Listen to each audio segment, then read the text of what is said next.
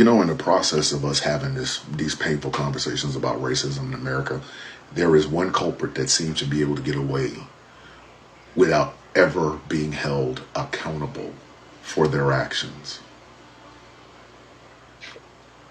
The white evangelical church, or the white church, Christianity in America. Before there was an abortion debate brought to you by the evangelical Christian conservative movement, before there was a debate about homosexuality brought to you in part, or brought to you by the evangelical Christian conservative movement, there was racism. It has been here since the church has been here. Look up the slave Bible. Just look it up.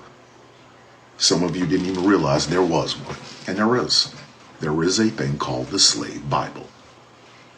Well, within the slave Bible, one passage matters more than any other passage. It's one of the things that slaves were taught during chattel slavery. According to the Bible, slaves, obey your masters. That's the impetus for the slave Bible.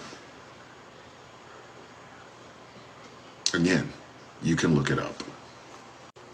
At the end of the Civil War and the beginning of Reconstruction, the organization, the Knights of the Ku Klux Klan, were formed. What is their calling card? What is it that distinguishes the Knights of the Ku Klux Klan from every other white supremacist organization in America? The burning of a Christian cross. It was the clearest indication that the Klan was in your area, and it wasn't like they weren't, they were all over. And it was also the clearest indication that whatever was about to happen with the Klan, black folks were going to catch hell. This went on throughout all of the Jim Crow South and in certain places in the North as well. But the clearest indication was a burning cross. Now, for years, people, evangelical Christians, have tried to distance themselves from the Klan. You can't. At one point, the Klan called themselves a Christian organization. Spoiler alert, they still do. They still consider themselves to be a Christian organization. But again, I'm not done. I don't know whether or not it was Martin Luther King or Malcolm X, but one of the two of them said the most segregated time in America is Sunday morning.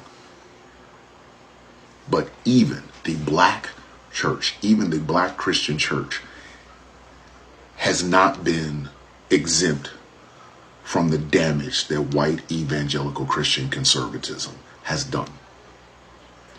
The bombing of a black church in Birmingham, Alabama, that killed 4 black girls.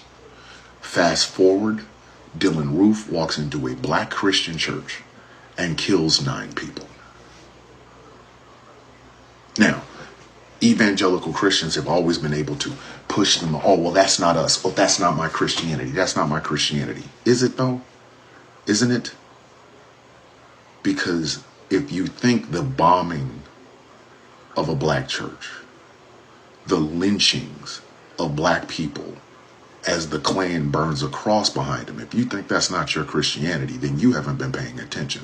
Hello good people, welcome back to the channel. This is Awakened Africa and I'm your host Bemu. So I hope you're all doing great, and today we're going to dive into some really crucial and some sensitive topics, and we all know America is built on race, and it is incredibly racist, by the way, and we often talk about racism in many areas of life, but there is one institution that is sometimes seems to escape accountability: the white evangelical church, or the white Christianity, or the white church Christianity in America. And the sources that I've been looking into and that highlight how this institution has a long history interwoven with racism, right? before current debates like abortion and homosexuality became a major calling cards for evangelical Christian conservative movement. And racism was always there, and it has always been there. It's been present since the church early days in America. And did you know that there is something called the White Bible or the Slave Bible, something called the Slave Bible, right? This was the sources that mentioned that within this version, certain passages were prioritized, like slaves, obey your masters. But then you can Google that and you'll see which was taught to enslaved people, like slaves, obey your masters. And by the way, this is something that is contradicting, and it makes me have some doubts with this Christianity. You know, the Christianity as a Christianity as a religion on its own, and the connection between some white Christian groups and white supremacy is also deeply rooted historically. And the sources point out that the Ku Klux Klan calling card was the burning of the Christian cross, and this was a clear signal that the Klan was in an area and the black people was about to catch hell. Even though evangelical Christians have tried to distance themselves from the Klan over the years, the sources state you can't, noting that the Klan once called themselves a Christian organization, and a spoiler alert, they still consider themselves a Christian organization. So this historical damage isn't just about explicit hate groups, right? Here, the white evangelical Christian conservative movement propped up a whole lot over white supremacy. You understand that?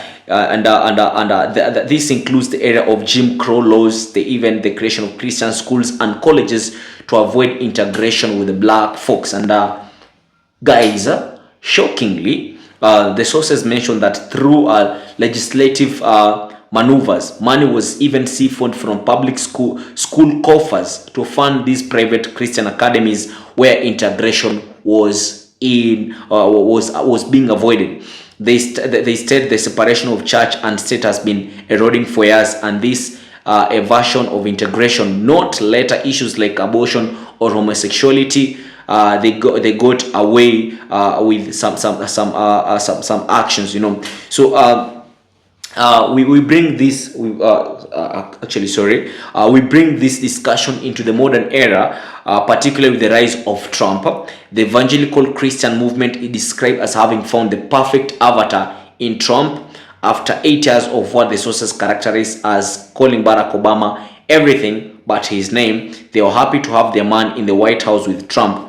And as these different sources suggest, you know, as they suggest, you know, they felt they could return to their old roots of racism, and that many instances people being racist and getting away with it happening because they claim to be Christian and unable to hate. So it makes a powerful comparison between Trump and his followers to a character from an old movie called Face in the Crowd, who gained massive influence over a specific audience, described as a lower class and uneducated poor white through media like the radio and TV, only for his true nature to be revealed later, causing his own downfall. So a lot has happened to people who like me, you know,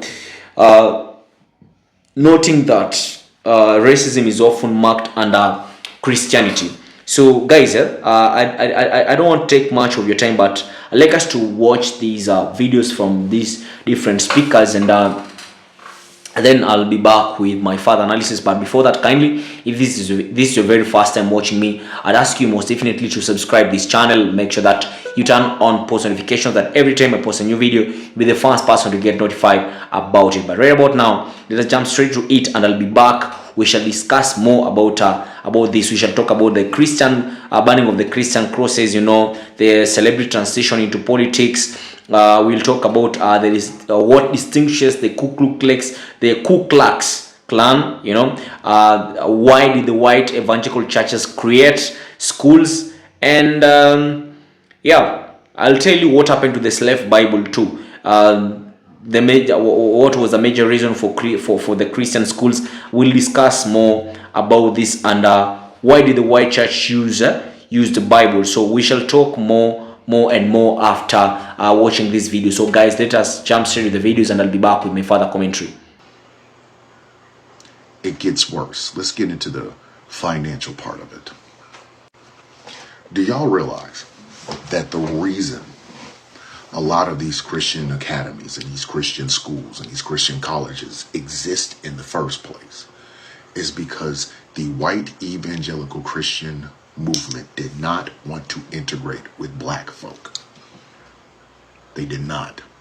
One of Strom Thurmond's most famous speeches before he got on the floor of the fucking Senate was the speech where he talked about not allowing black people to integrate into their homes, their stores, their pools, and their churches. Evangelical Christian conservatism propped up a whole lot of white supremacy. Always has. If you go through the history of the Red Summer, which basically white folks destroying black people's livelihoods, their homes, their neighborhoods, their businesses, and things of that nature, you will find that a lot of the knights of the Ku Klux Klan were not only there, but they were screaming their Christian bona fides while they were doing it. Jerry Falwell, one of the leaders of the evangelical Christian conservative movement, complained and sued the federal government. I believe he sued them, or they sued him, to keep his tax-exempt status while also opening up these Christian schools and Christian academies where they did not have to integrate. The federal government said, no. And the other fucked up thing about that is, when it came to public schools, where white kids and black kids were going to be going together, and white people did not want their kids going to school with these black folks, and they created these Christian academies, one of the things that they did through legislative, sleight of hand, they were siphoning money out of the public schools' coffers to go to these Christian academies and these Christian schools and things of that nature. You see, the separation of church and state didn't just fall down. It's always been falling. This was done in the 60s and the 70s, long before now. Let's talk about the fact that these Christian schools and Christian academies were only created because they did not want to integrate with black students and black children. But through a bunch of legislative sleight of hand, public school money went to fund these private schools, these private Christian schools. See, the wall between church and state has been eroding for years. For years. They were able to get away with this. Not because of abortion, not because of homosexuality, but because simply they did not want to go to school with black folk. They just didn't. Jerry Falwell was sued by the federal government for not allowing black students into places like Bob Jones University and Liberty University. Well, I think it's Liberty, whatever. So it became less profitable for them to do this. And that's when abortion and gay rights became the new calling card. Now you have the rise of Trump. Over the past 10 years, the evangelical Christian movement have found their perfect avatar. They spent 8 years calling Barack Obama, President Barack Obama, everything except his actual name. Y'all remember that movie that the woman that was in Touched by an Angel made, where the big controversy was that the devil looked like Barack Obama? Do you think that was by accident?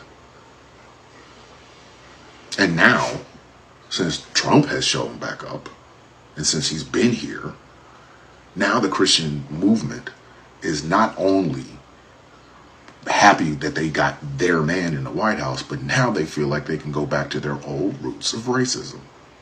That's why you see so many instances of people being racist and getting away with it. Because the first thing they'll tell you is, oh, I'm a Christian. I can't hate people. I'm a Christian. Like it has anything to do with it. The woman that called the little 5-year-old the N-word, I guarantee you, if you looked at the comments before they shut him off, there were a whole bunch of people that were saying, God bless you, God bless you, keep his hands over you. The Kenny Loggins Jesus joke is basically based on that. Remember when Megyn Kelly got her ass on television and said that Santa Claus and Jesus Christ were both white? So you see, one of the biggest culprits in the continued racism that America faces is the church, the white church. And until such time as people say this stuff out loud, we're never going to fix this. This is not the time to distance yourself from your religion. No, this is the time to confront the nasty racist history of white Christianity in America. Because it's getting worse. And it's all being done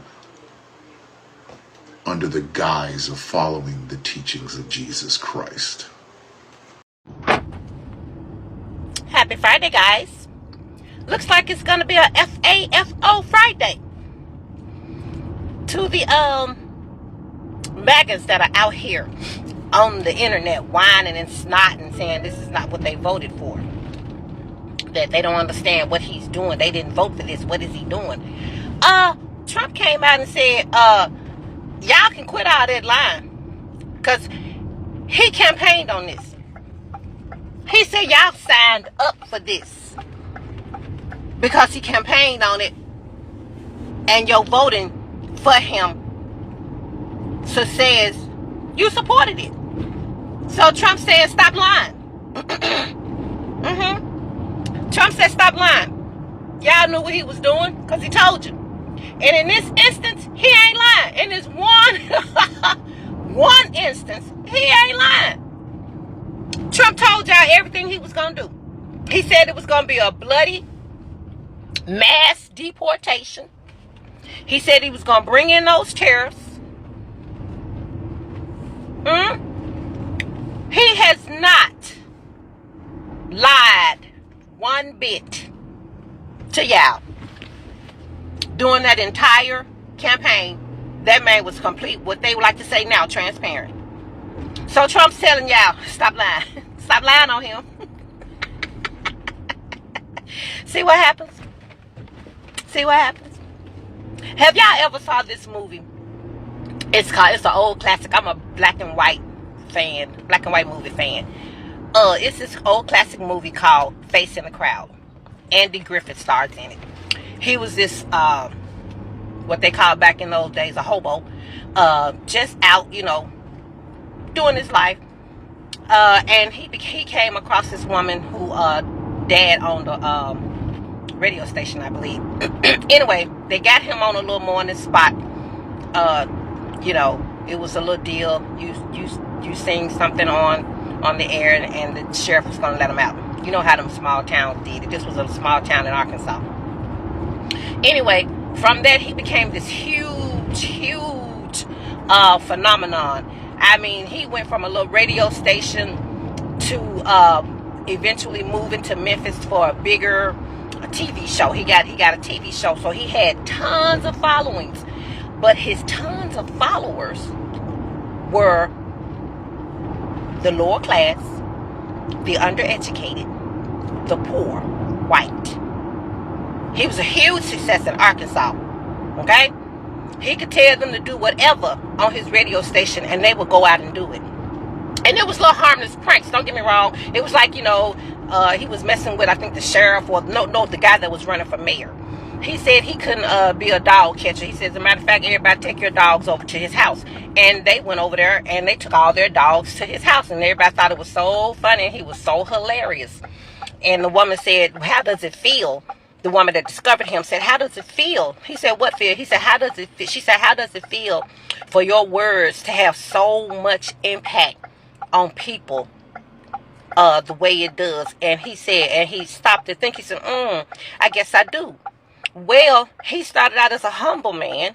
He was just a little hobo, poor man, never had a dime in his pocket. But he was happy. And when he became, after they put him in the spotlight, and he got this huge audience. He became really, really powerful because of all the backing he had. Sound familiar? Okay.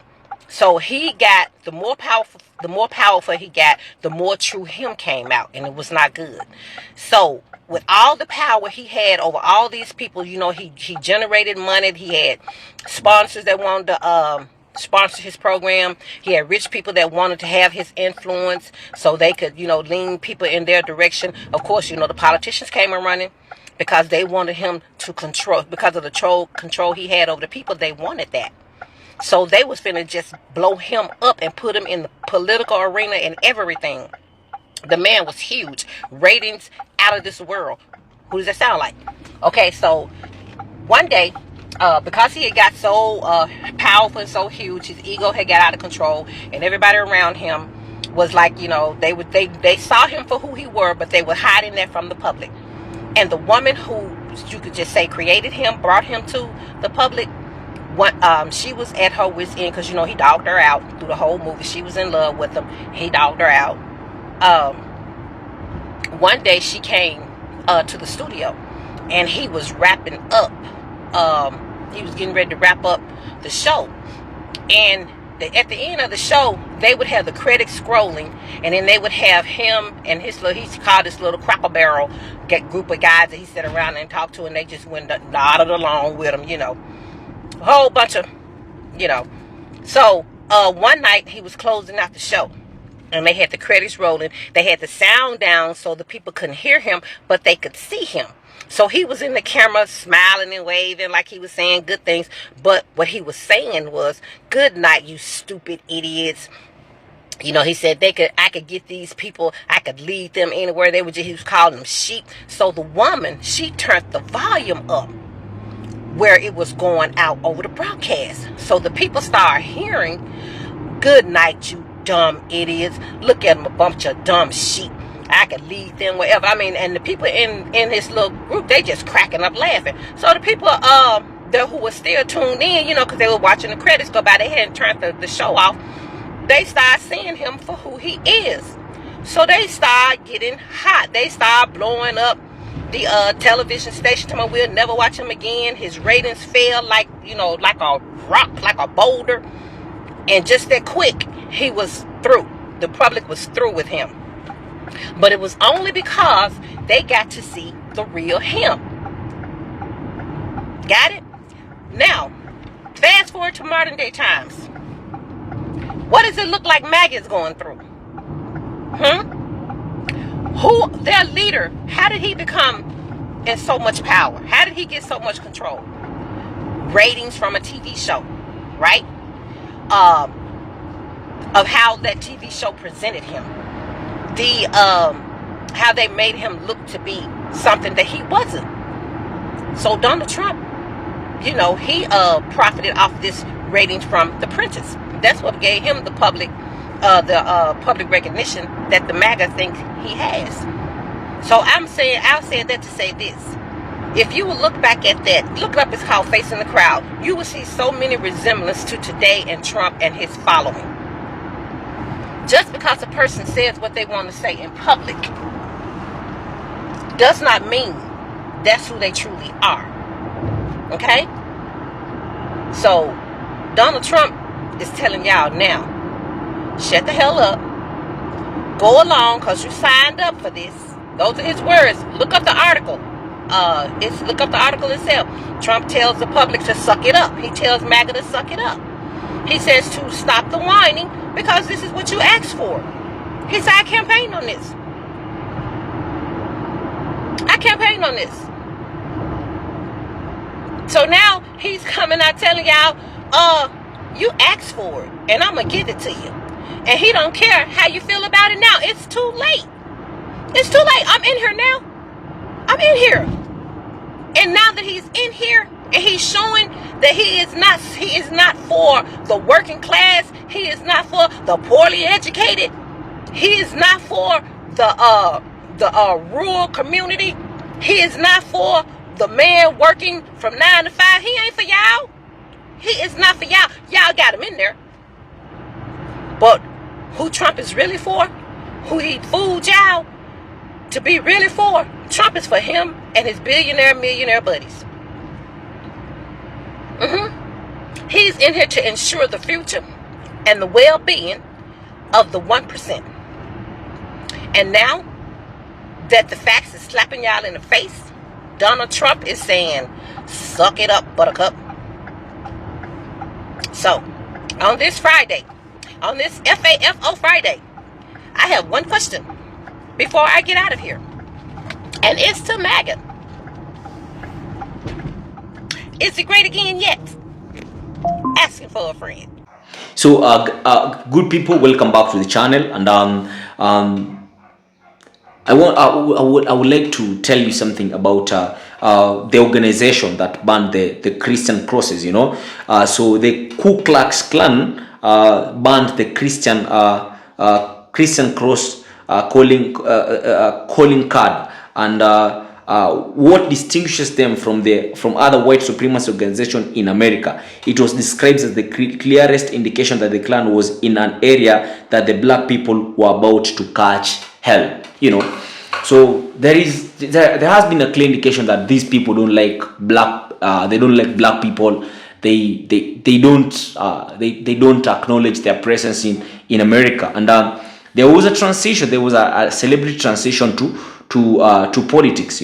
So here we're talking about Donald Trump himself, right? So the discussion regarding a celebrity transition to politics focuses on Donald Trump, and it suggests that Donald Trump's rise to power and his acquisition of so much power and so much control came from his background in television. Specifically, the sources state that his ratings from a TV show and how the show presented him, what provided him with the public recognition from the MAGA that he thinks he has, like the Make America Great Again, And there is a comparison between Trump and a character from an old movie called the Face in the Crowd. And if you've not watched this movie, you can go watch it. But you can go watch it. By the way, in this movie there is a character initially a hobo.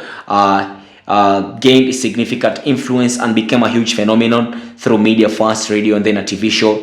This character gained tons of followers, described as the lower class, the undereducated, the poor white, and his words had significant impact, leading to people to take action based on what he said on air. And what distinguishes the Ku Klux Klan, these are people who banned the Christian cross, calling it the card, and I told you that I'll tell you why people came up with their white evangelical churches built schools, or why they created schools. Many Christian academies, schools, and colleges exist because the white evangelical Christian movement did not want to integrate with the black folks. That is number one. And then number two, it was a part of the broader resistance to integration during the era of the Jim Crow laws, right? When public schools were mandated to integrate, meaning white and black children will attend school together, white people did not want this created, and did not want this. So they created Christian academies where only white kids could attend, right? And through legislative maneuvers, money was even siphoned out of public schools coffers to fund these private Christian academies, right? And they emphasize the ability of these institutions to get away with this for years, not because of issues like abortion or homosexuality, but because simply they did not want to go to school with the black folks, right? So what happened to the slave Bible itself from the white evangelical churches? So the slave Bible existed.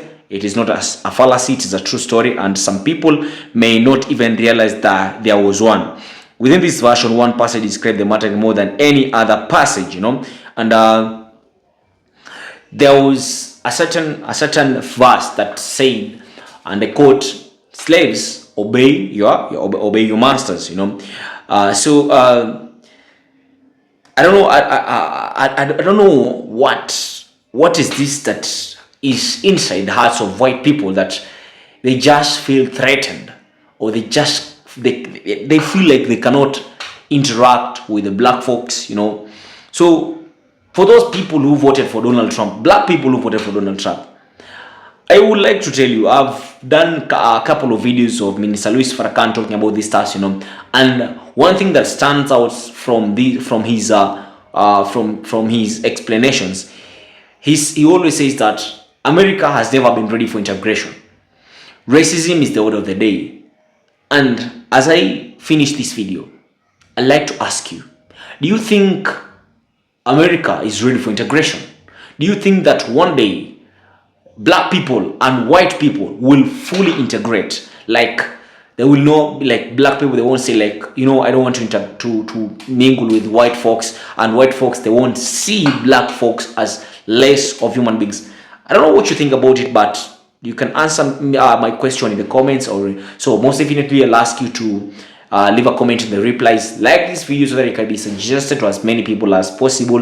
Don't forget to subscribe to the channel, because guys, standing up with me means that you appreciate my work, and I appreciate what you do to me too. So guys, thank you for watching this video. I hope to see you in my next video. This is Awaken Africa. I've been your host, Bemu. Peace out.